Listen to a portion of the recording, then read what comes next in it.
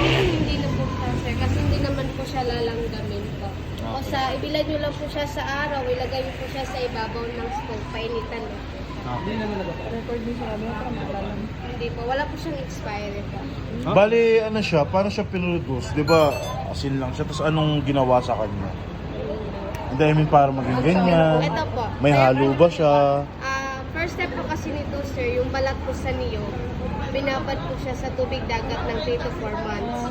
Tapos, after 4 months po nun, is kinuha po nila yon, pinatuyo po sa araw, hanggang sa matuyo po yung lahat ng balat ng niyog. Tapos, hinati po siya ng maliit.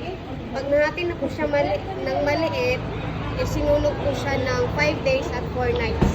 So, wala po silang tulog kasi po kailangan po nilang bantayan yung balat ng niyog para hindi po siya masunog yung ubo. Habang sinusunog po nila yung balat ng niyog is binubusan po nila ng tubig dagat para hindi po siya literal na maging abo po. Para maging ano po siya, asin na parang bato po.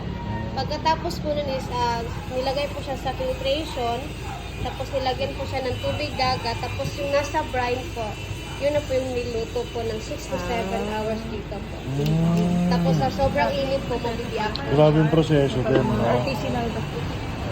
Tapos gagamitin mo lang sa corn beef.